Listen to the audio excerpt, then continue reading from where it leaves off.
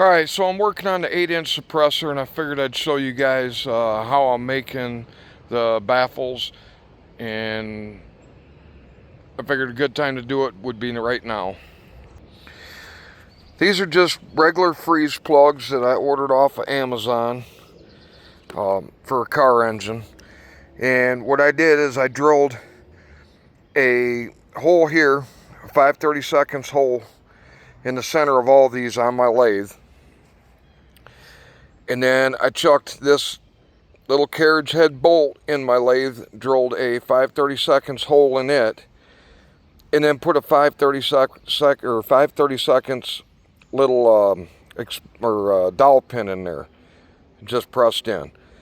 Then I took these while these were flat, I set them in there, centered it in there, used a press, and pressed it down. And I could have went further, but this is what I'm deciding to go with. It was really easy. Probably could have done it with just a C-clamp or even in a vise, but since I've got a press, I decided to use it. This will be the first one that goes up against the expansion chamber that threads onto the muzzle end of the suppressor. And then these ones have bigger holes around the outside center. These two, they will go in next, stacked on top. And then these are just randomly, I shoved holes in them, drilled them out, and then like I said, after I drilled all the holes out, I used that to press it in there, or to give the bevel on it. And like I said, I could have went deeper, but that's just what I decided to go with. Now, I will have to drill these center holes out bigger because they're too small for a 5.56 suppressor.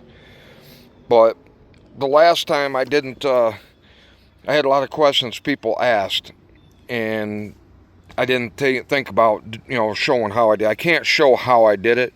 That's why I'm doing it this way. I can't show the actual things because I don't want to violate YouTube's guidelines. But this would be the first baffle. This will be the first baffle closest to the muzzle. Then this one, then this one, and then I'll just pick out whichever random ones I want to put in next.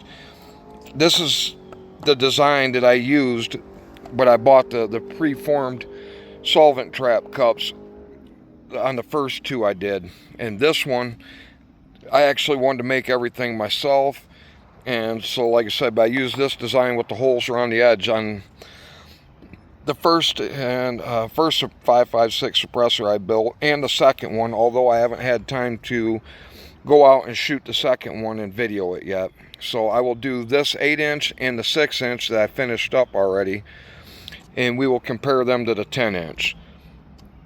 Hope this helps you guys out. Hope everybody has a good day. See you on the flip side.